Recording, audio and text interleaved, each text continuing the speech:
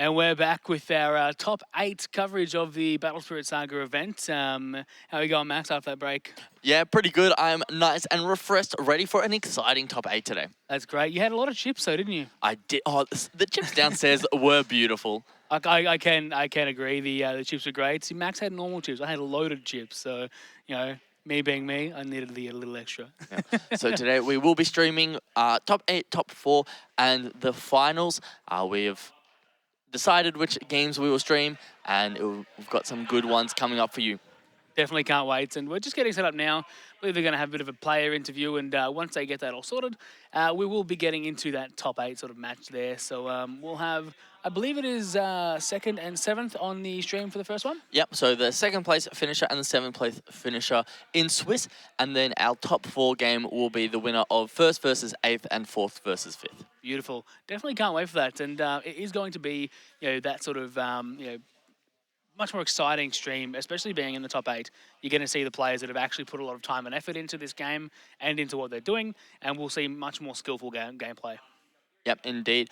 Looks like we are actually going to have 1st versus 8 on stream. Okay. Which will be a good game indeed. Definitely. With first place being Chi, who came out yesterday and just absolutely killed it in the 5th and final round. And we've also got Jack, who is playing against him, who is 8th currently. We'll definitely be interested to see how this plays out, as it is going to be a marvellous game. Yes, and from what we were talking about before, I believe Jack is playing a very similar list to Luke, so that's that purple-white list that we really like to see. Yeah, that purple-white list did a lot of work, especially for Luke in that stream he did. That list was just impeccable. I'm very keen to play it. So. Yes, indeed. And it looks like, if I've got the right list here, we're going to have a purple deck come up against the purple-white. Yeah, which would be Chi's deck, if that's right. Yes, that is Chi's deck. Beautiful, yes. And Chi showed yesterday that he plays that deck so masterfully. He knows the deck inside and out. And it's going to show in this top 8 match as well. No matter who wins, you know it's going to be a great game. Yep, so this one will be getting started nice and soon, which is very exciting. At the moment, the room is very quiet because we only have top 8 in here, so hopefully it will stay this way. It is quite nice for us to not have all this background noise, yeah. Tyson. We may have a side event starting soon. It just depends on if we get the players. But, we will be focusing on the top 8 matches. But Max, how else have we been finding this event so far? Yeah, pretty good. And I'm just going to take this short amount of time to go over some of the stuff that these top 8 players have already won. So top 8, I believe, has earned themselves 1,500 USD for their placing. So that is already an amazing result. And then you have, of course, got their participation prizes, a couple more event packs. And then for top 32, they got themselves the 2nd core case and the finalist event pack. And looking towards top 16, they got themselves... Yeah, we got themselves the playmat, and then if they win this one and they get top 4, they will also get that additional deck box. And then looking into if they make top 2, they get that 2nd place card, and then 1st place gets the whole lot. They get the winner playmat as well as the $10,000 prize. So even just winning this game will get you an additional $1,500 as top 4 gets $3,000 each. Which is an incredible amount of money as well. 3,000 US dollars. You probably look at it about 4,200 Australian actually, which is massive in a card game. I haven't seen that at all in the card games that I played. And I'm very excited to see how it pans out going forward, not only with this event but other events in the future. Yeah, most definitely. It's very exciting to see that this is just the launch event for Battle Spirits. There's one thing that I guess has been lost a little bit over the competitiveness, that all these players, they got their product on Friday or Saturday morning, so they had to build the decks with what they had access to. Yes, that's right. As well, which is very cool to see. So these players have done extremely well considering they just got their product on Friday, even though they've probably done some proxy testing before that. But to see such a large event for the essential pre-release for the game, I'm very excited to see what future events have to come. Definitely, 100%. And just wanted to go on the back of that, prize pool for the first place. They actually get it's a metal soul core, which is it isn't red, but it is a nice sort of silvery metal soul core. And I have seen it; it looks absolutely beautiful. The alternate art card you get as well. It's one of the 8-cost purple card that you get that's one of the box art as well. Absolutely beautiful. The entire top 8 distribution is it's amazing, and I wish I was there right now because it's it's brilliant. Yeah, it gets to this part of the event where we're jealous that we're not playing Yeah, because of all these amazing prizes that these players get. But I guess we've had a pretty amazing weekend sitting here and trying to entertain all of you guys at home. exactly. It's been a wonderful weekend, and I'm very keen to see how it pans out going forward. Definitely. I think we'll just go a little bit longer to wait before we get into our first round of top 8. Yeah, I believe we're getting done some deck checks just to make sure everything is in order, and then we should be getting going. Which I'll give it a couple of minutes, and we should be right. But Max, why don't you run us through a couple of things with you know, how you're feeling with the card game itself, what you're looking to sort of play going forward. Yeah, definitely. So I'm definitely a massive white fan. I absolutely love that Numigard Fortress, the big white elephant. It is just such a powerful card. Being able to play it for essentially 4 when you only have that just like 1 white source plus the white Nexus, the one that looks like the Numigard itself, and being able to essentially say, I'm happy to block your attack, and then I gain 3 extra cards in hand, and I also gain 3 extra cores. It's essentially just a Starbirth draw times 2, plus also ramp 3. It's a very, very strong card. It's incredibly strong, and being able to ramp as well and just push your players forward on the next turn, it's a huge sort of factor into that one as well. We did find out as well throughout the weekend that's when you do remove cores from it, it does get its effect. Yes, it will still get its effect, but only when it's removed by an opponent, which is a little bit of a small clarification. So you can't play it and just go, I'm going to move my car over and I'm going to draw 3 cards. Unfortunately, you cannot do that, but it is still one of the strongest cards that we've seen here today. And I think it's nearly a 4 of in most players' decks that run white. Definitely. And what I've sort of been interested in is that red-white list we saw earlier on yesterday when they had the 7-cost white card out that made everything unblockable that was white. Having 3 or 4 attacks that you couldn't block was just huge for that red player. Yeah, and hopefully they'll be able to do well and we'll be able to catch it on stream next round because I believe they are on the other side of the bracket. So if they do win their top 8 game, it will be the game that we'll be featuring next on stream. Definitely hope so. I'm very keen to see that one. Shouldn't be too much longer going forward, though. I think they're just about done with deck checks, but not too sure how that's running now. Yeah, throughout the weekend, though, we have seen each color get its, I guess, showcase its spotlight. However, yellow just wasn't as strong of a performer throughout these tournaments. And similarly with red, we only had red win 1 game on stream, and that's because of the white cards in the deck. That's right. We did have the 1 yellow player win on the first stream, but it wasn't. It didn't seem like it was played to the full effect that yellow can play, which wasn't on the player. It was just on the way that they drew, as we saw in their hands. And the red player as well was just having a rough time with their draws. It seemed that both players just sort of, I guess, as you'd say, bricked and were just trying to play the best they could with their hands. Yeah, definitely. It does go to show how even this early in a game, there's always that type of metagame that will form, and I think it's ended up being pretty much just purple versus white, and I'm still super keen that we at least have that 1 red deck with those diners in there to kind of push through those unblockable attacks. Yeah, definitely. Very keen to see that on next one if they do win their top 8 game. Does look like that we've got our people on top tables, so the stream table, just shuffling their decks now. So I reckon in the next couple of seconds we'll have that one transitioned over to get that one going. Yeah, definitely. But as you asked me earlier, Tyson, what are you looking forward to the most to play, or which card would you like to pull the most from the set? Honestly, I'm looking forward to playing everything after seeing this weekend. I just want everything. But if I'd say what I want to really play is more or less probably white, purple.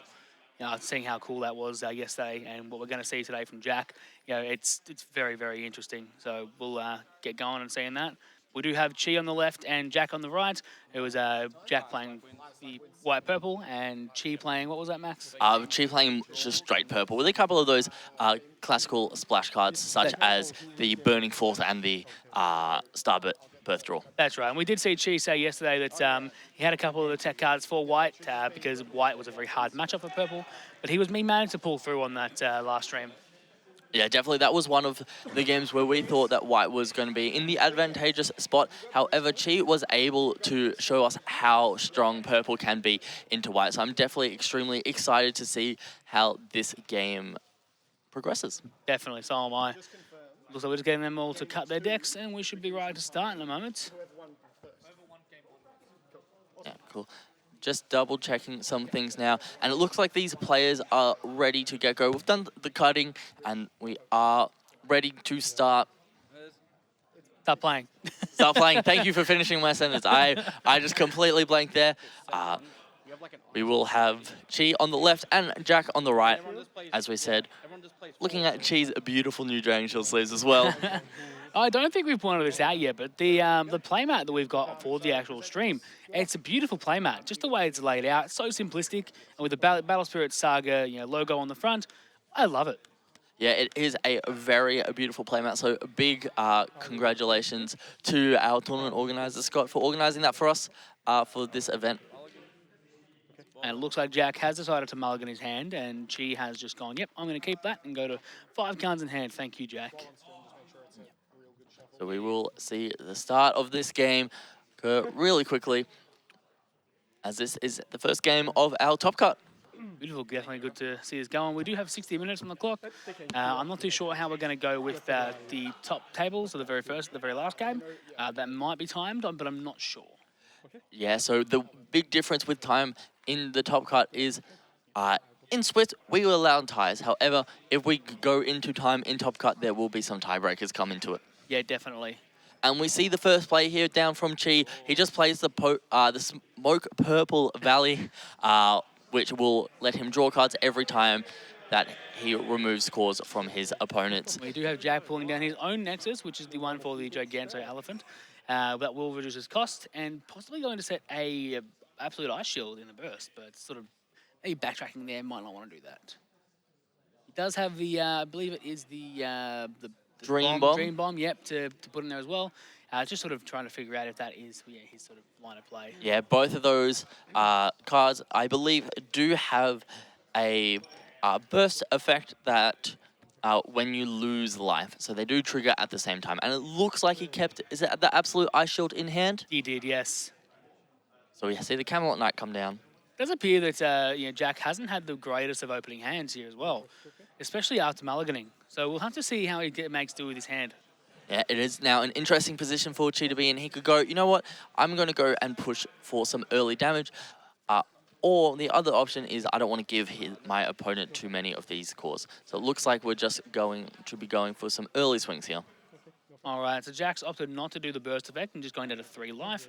Might be doing the burst effect now, but no, he's just letting it go and he's going to just go down to 3. Yeah, he doesn't mind too much about that Nexus on Chi's side of the field. I think he wants to get the full effect of being able to also bounce a Spirit back to hand. However, he did not have enough cores to be able to pay the cost. Definitely. Possibly looking at next turn being able to do so, but he will make him go down to 2 life, which Absolute Ice Shield will be where you sort of want to be at, but it can also be a bit of a double-edged sword. Going into 2 life, Chi could have cards in hand to be able to push down and smack that through. Now seeing the Numigard come out for reduced cost due to the Nexus, he will have 3 cores on that one, so it will be a level 2, am I right? Still level 1. You do need the 4th core for it to be a level 3. However, we are putting those extra cores on it, so this Dark Knight Mordred won't be able to remove a core on swing. Now, does it remove a core when it's rested, or is it just when it's on swing? That is a very good point. I will double check that one. All right, Chi playing the Knight that on play draws a card. Going to go swing in for that one. I believe that's the one that on Destroy draws a card. On Destroy? Okay. But to answer your question, it does not need to be exhausted for Dark Knight Mordred to remove cores. Okay, I see. So we are going to see the attack in with the Purple Spirit here, which is the Dark Knight Aglo Veil, which is, if it has the Soul Core on it, when destroyed, you may... when destroyed, you may draw a card. All right, looks like we've got Chi, so it's Jack who's activated his burst, removing that Nexus from the field. But Chi does have 2 more attacks, and Jack only has 4, doesn't actually have 4 soul cores anymore, 4 cores anymore, actually. No, he does. He can just remove it from his Numigard.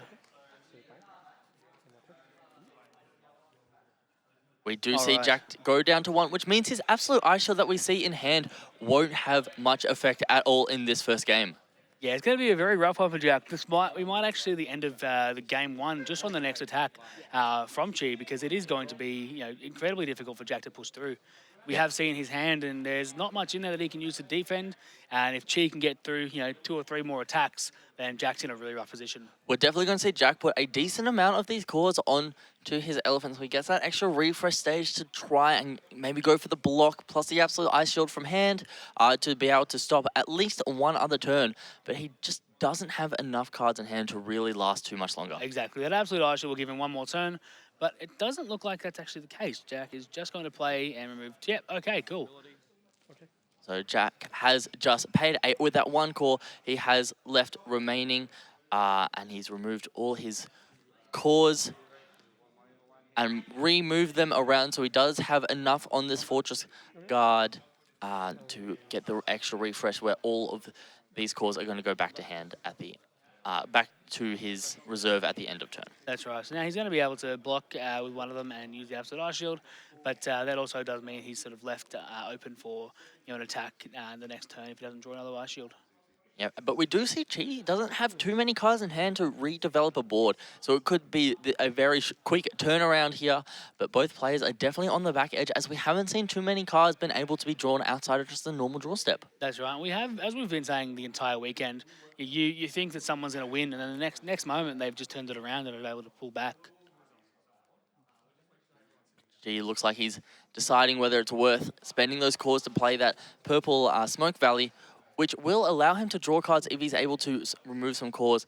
However, if not, it won't progress the game state too much. There we are. He's got the purple Smoke Valley back out, but we do see that Jack does have that red card in hand to be able to kill that Nexus, so potentially it's going to happen next turn. We will see a burst come down for Chi, which I don't remember seeing an absolute ice shield in his hand. Neither do I. I don't believe I saw an absolute ice shield. It could be, could also be that Chi just knows he's going to lose and has put down a spirit, as we saw in one of the other games yesterday. But Just going for the fun little sacrifice play. Exactly. Why not?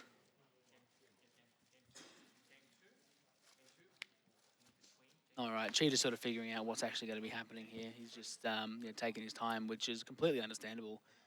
He's gone from being in the best position possible to being completely outmatched by Jack's board, which is quite insane, seeing 2 cards on field completely outmatching you. Yeah, it's definitely crazy, and it all came down to that just one extra swing Chi did to put Jack down to 1 life, which gave Jack the perfect amount of cores to be able to hard play that Infernal Dragon. Exactly. We did see Jack, I think, open another ice shield, am I right? No, it wasn't. That was one of the Odin X forces. Odin Type X? Odin Type X, yeah. I was close. Yep, so we'll see what Jack decides to do. He is running it a little bit risky with only having 1 core on his Infernal Dragon, as on swing, that Dark Knight Mordred that she has played will be able to remove the core to destroy it if it remains with just this 1 core. But I don't think that's going to be much of an issue now, because he does have those cores available to him. I believe Jack will end up playing that Odin Type X just to be able to return that to hand. So he's going to waste his core again, but there is no available cores for Chi at this stage to be able to actually do anything with. Yep, so we've played the Immortal Burgard of the Dark World 7, which can recur itself when a cost 4 or 5 is destroyed. There we go. Here comes the Burning Force, I believe it's called. Yes. Going to kill that Nexus, which is just sort of wasted Chi's turn, last turn. Yeah, definitely. And I expect to see at least 2 attacks come down here, as we do have some quite high BP spirits on Jack's side of the field. Exactly. And with him being able to refresh his other cards as well, he's going to be able to swing with everything, especially Nermagard, and possibly go for game here. Yeah, definitely. The Infernal King Curse is a level 1 at the moment and has 6,000 BP, which is higher than Chi's Dark Knight Mordred. Yeah, having 6,000 BP at level 1 is quite insane. Yeah, and Chi does not have enough cores to use a absolute ice shield, even if it was set, so he could only get the just free life back from it. And that is what we will see, just the free life gain, not the turn end effect of it. But he will be able to survive one more swing. Jack can swing in, and I doubt he's going to block. No, Jack decides just to leave it up. If Jack was to swing there, his spirit would die and Chi's would remain. So we've seen Chi go straight up to a level 2 there with the 3 cores on the Dark Knight Mordred to give it, when attacking, to remove 1 core. So it looks like he's planning to remove the core of the Dark Knight Mordred. Right. He may have just drawn another absolute ice shield, but that was way too fast for me to see. So we're just going to say that it's a different burst card for now. Yeah, we do see 5 cores go on to our Dark Lance Cavalier, which is the one that draws a card on play, and that will make it a level 2, which is 4,000 VP. Now, we do know that Jackie has the Absolute Ice Shield in hand, so he can just go, you know what, I'm going to block with my Nerma Guard and Absolute Ice Shield, and your turn's ended. Yeah, but she's also in a very rough spot where none of his swings will actually go through at the moment. He can swing with the Dark Knight Mordred to remove the immortal spirit that Jack has on the field, Burger of the Dark World 7. However, Jack can just block with one of his other spirits and destroy Chi's attacking spirit. So it's Yeah. in a very rough spot at the moment. Chi just rearranging his cores to make the Dark Knight Mordred the level 5, so it's on 6,000 BP, which is the same as the as the Infernal Dragon. We'd definitely probably see Jack going and hitting him with the Nerma Guard if he were to attack, but there's just no attacks there. He's going to want to just block that with his 2 cards up. Yeah, so it looks like we just see a pass here from Chi. Jack is presenting 3 attacks onto the board. If that is an Absolute Ice Shield in Chi's hand, Jack won't be able to do too much. And Jack, it doesn't look like he has any spirits in hand, or is it 1 in the back of his hand? I couldn't quite see that there. He is shuffling them quite fast. Yeah, that does look like the Odin type X. So that is the glass hollow bear coming down from Jack. The one that put in a lot of work for Luke yesterday. Definitely, it is one of the starter deck cards. The Hollow Beast Glass Bear. When it blocks, place a core from your void onto the spirit if there's a soul core on it. And as you see, Jack straight away goes to put the soul core onto his spirit. There we go. Now he's just gonna probably leave a couple of up or try and swing. He sort of is in a good position because he does have the Nerma Guard. He's going to have a massive power on his guys. He can just swing with the Nerma Guard and refresh everything at the end of the turn anyway. Yeah, definitely. And the best part about this Nerma Guard is the fact that you get the refresh steps. You get all the cores that you have spent throughout the turn. Which is incredible. Definitely. We do see the swing from the Infernal Dragon here, which is a 6 cost, I believe.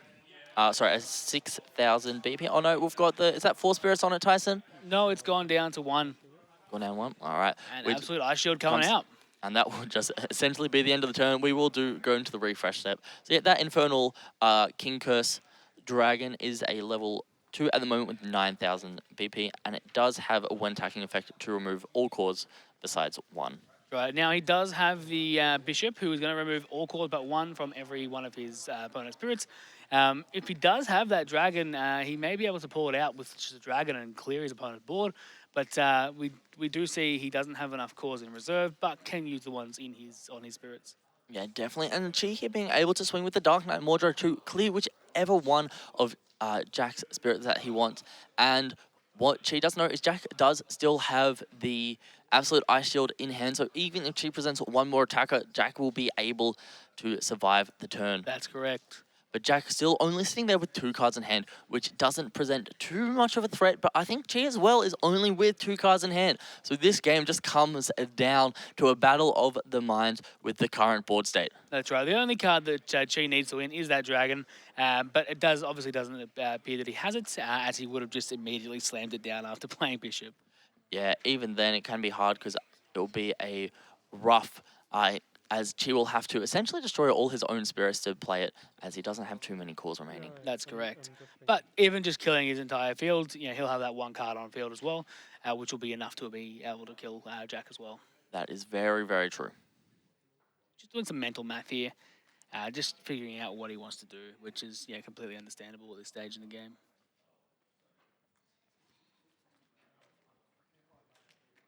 We do have a couple of people, funneling in from outside, looking like they're starting a side event, which is going to be great because we'll get some more people interested and just sticking around to have a great time. There we go. And Jesus definitely over the swing. We will see the swing come down and the destruction of our Dark Infernal King Cursed Dragon on Jack's side of the field. And we definitely don't want to remove that marker from the Nerma Guard because he will gain 3 cards in hand and 3 more cores. And we will see the block come down from Jack. And it looks like Chi is buffing up one of his spirits. And Jack is going to play the Absolute Ice Shield. So now Chi knows that unfortunately he will not be able to win this turn, but he will be able to go and try and block a couple of Yeah, attacks. and I believe the power on the Mordred is 9,000 to Jack's 7,000 on the Numagard, and that is exactly what we're going to see. So we will see Jack be able to draw 3 cards and 3 more cores, which is one, quite two, incredible. 3 cores, and 1, 2, 3 cards in hand. We have seen that Nexus there. It's the castle, as I like to call it. But he will be able to draw cards when his opponent rests things. We have seen a Pegasion come out in that hand as well. And possibly that is one of the Odin type X's. Yeah, definitely. And with G with only 2 cards remaining in hand, it does kind of come down to this point where if he doesn't have an out, Jack can just play 4 Spirits down and win the game this turn. And Jack does have the amount of cards in hand to be able to do so, and the cores. Yep. And another Nurmagard is going to come down.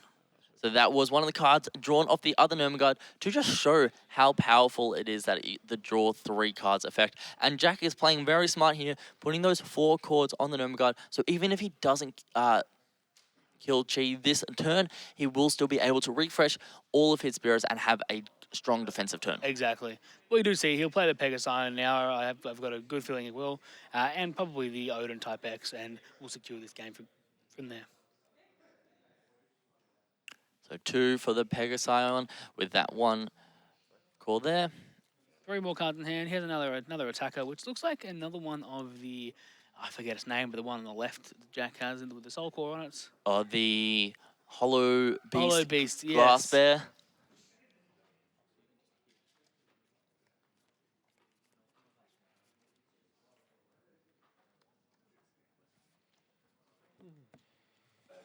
We do see these playing, and it looks like that is a deadly balance in Jack's hand as well, which will be able to, on the second attack, remove something from G's field. And in comes the castle, as I love to say, which will be able to give Jack some additional draws, especially when Chi goes to block, which Chi will have to do. So Jack has 1 court left to use this turn, but looks like if G doesn't have an out in his hand, it will just be game here on Jack's side of the field. We'll enter combat. And there we go, going in for the swings. So Chi will set the block, which will kill the Ice Bear. And we will see a draw here from Jack off the Netherworld Depths, as Chi has exhausted one of his spirits to block. Exactly. Now I'm curious to see if Chi does have an absolute Ice Shield in hand. If he does, that will extend his turn from dying now to being able to possibly go back in. Just having a quick think of lines of play here. Jack will take that draw off the Netherworld Depths. That looks like an absolute Ice Shield. That does look like an absolute Ice Shield. So even if Jack doesn't win this turn, as long as he has 1 blocker to remain, he will be able to survive another one of G's turns. So Jack's luck has gone from completely lost to in a very, very winnable position here. Flash. That's what I do love about this game. As I've seen, it has just gone from being able to completely lose to pulling it back with absolutely no hassle at all. Yeah, so we'll see the deadly balance for both of those spirits to be destroyed. A very heads-up play here from Jack. Giving his opponent only 1 more spirit to attack with and forcing him to block with the next couple of attacks will mean that Jack can still survive. Not really. So we'll see the attack from Jack here with the Numagard, and Chi now has to decide whether to let this attack through or let his only spirit left die. And even if Chi lets these attack throughs or blocks, if he doesn't have an out to one of these next 2 attacks, it will be game here for Jack. Exactly. But we haven't been able to see Chi's hand for a while now, so we don't actually know what he has. Now we do. I definitely don't think we can run the clock down 40 minutes here. So. No, it will. This game will be wrapping up very soon. So it looks like it will be a pass on the flash step from Chi, and now Chi is just deciding whether to block or not. I think Chi just knows here that those 2 other cards on field are going to end up losing him the game. But we also may see Jack just pass as we have seen before, that attacking with all of your spirits can end up causing game because he does have a lot of cores available to him. He may just have that core thief. Yeah, definitely. It is an interesting situation to be in, as G doesn't.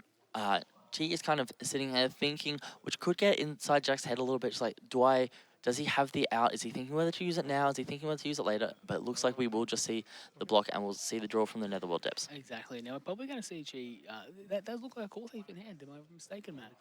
No, it's a deadly balance in hand, so G will destroy his, and Jack will have to destroy one of his. If I was Jack, I would be looking to destroy the Numagard at this situation, as I don't see any card that Chi could have in hand, which would allow Jack to lose. And there we are. Jack now gets back his cores and will be able to get 3 additional cards in hand.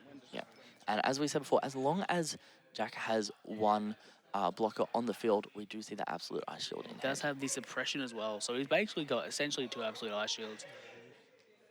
And another one. There we go. There's the other deadly balance here. That is interesting that Chi decides to use it on this attack and not on the next attack, as Jack is not going to be exhausting the Pegasus here, and Chi essentially has to top deck for game. We see if Chi had done it on the next attack, Jack can just choose to destroy the last attack. Is that wow. game here for Chi off the top deck? He just drew into the Infernal Dark Dragon Key, which removes...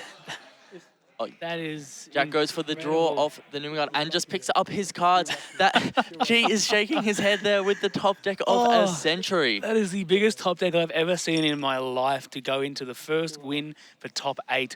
Now, we'll have to see, obviously, 2 more games to go, but...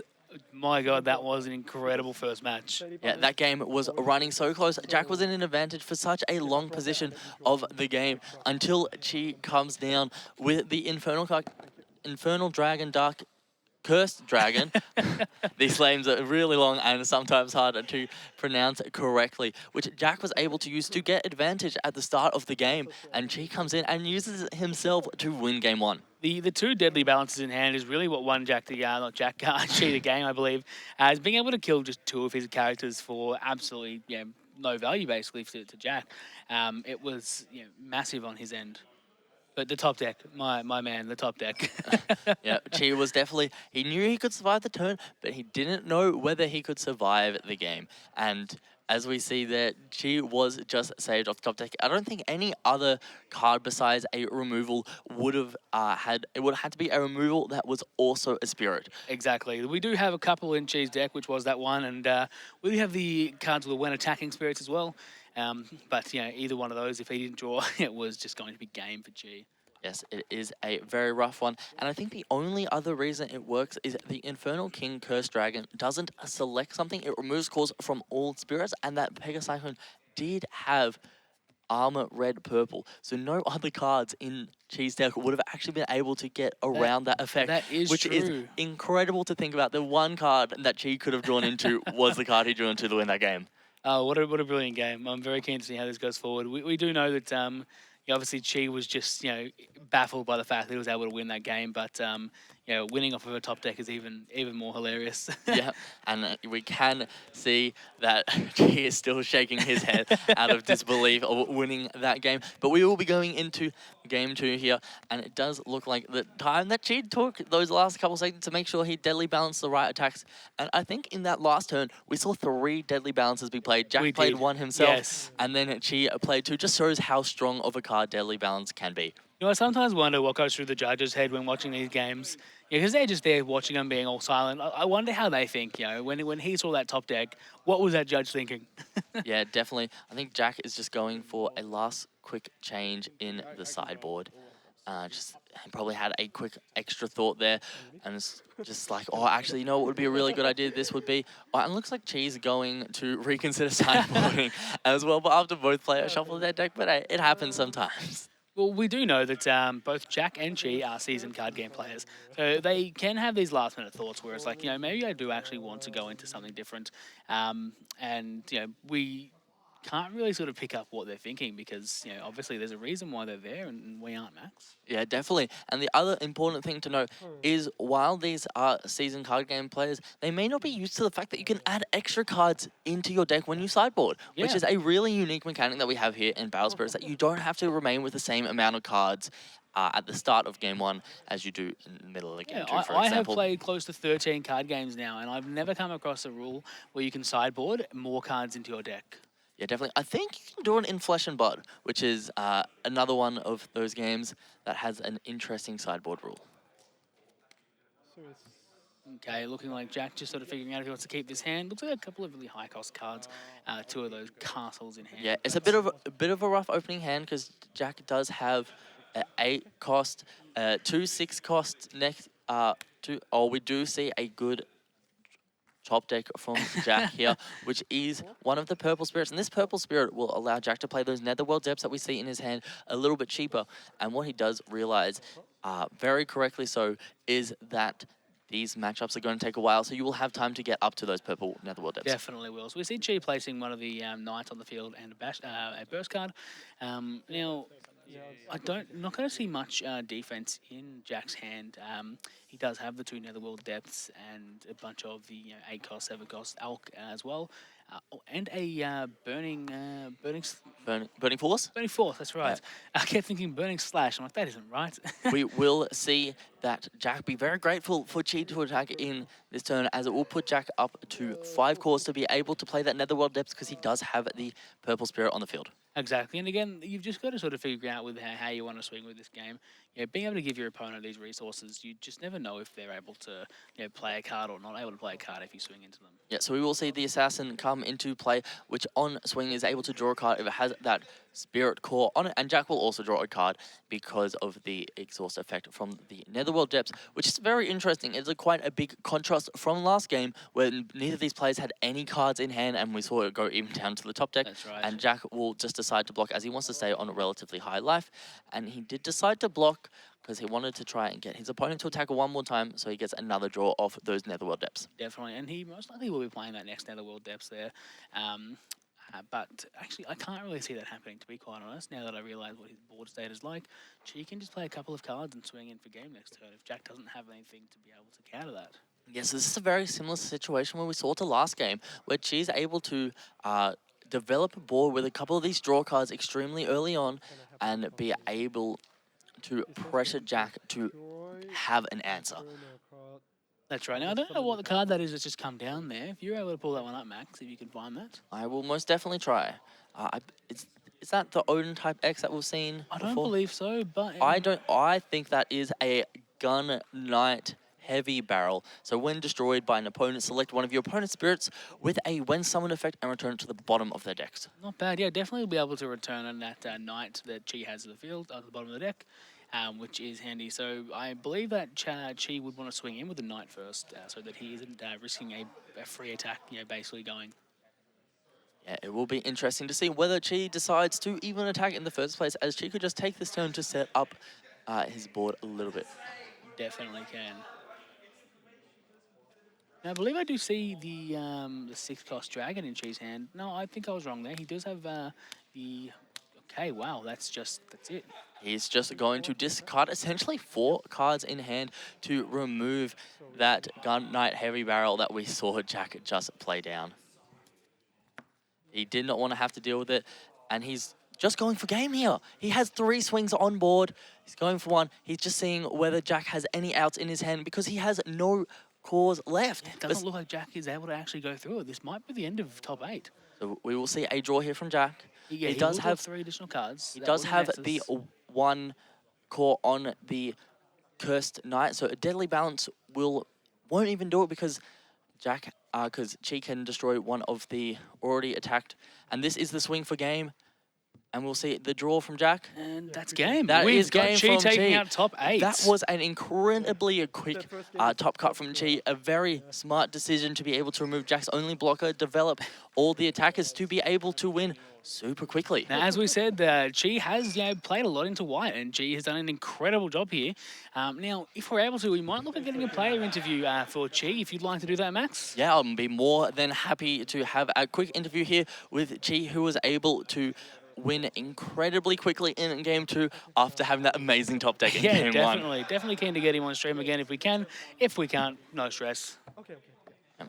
All right, and that was the end of our top 8 game. As we said, we'll try and get Chi on stream, and then we will have top 4 come after this. We've still got about 40 minutes left Yeah, in a the lot of round, time. though, so got a little bit of time, but we will take a quick break while we set up the interview. No worries, thanks.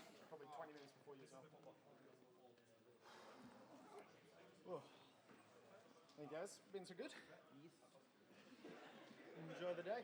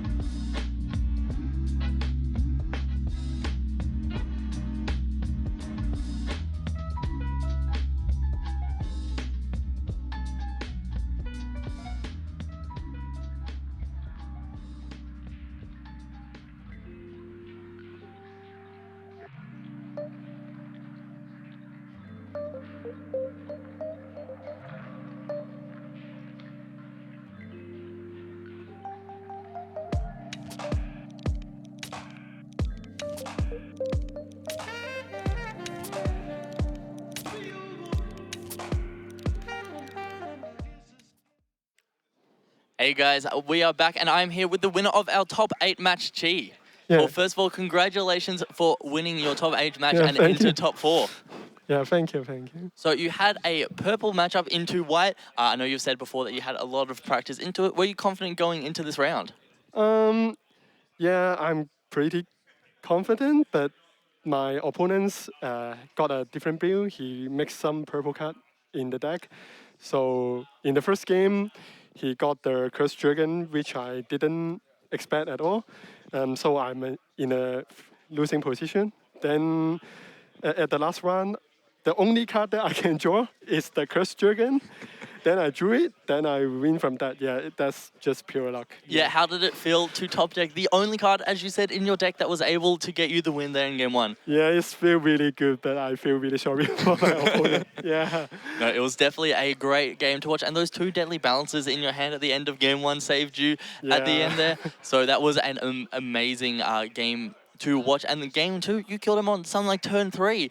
That was incredibly quick. How did you see the line of play to get that win there?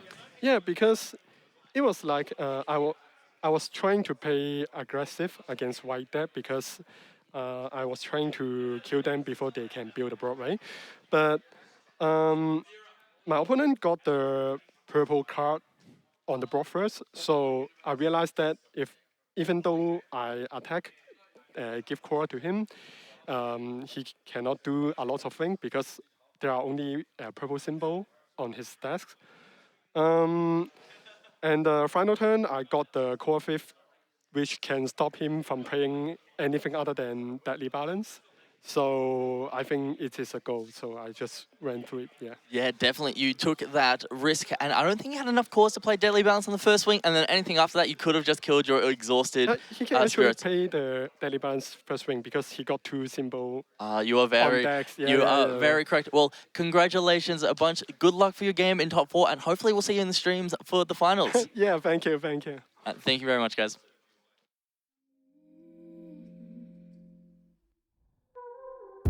Master of the sun, memories fully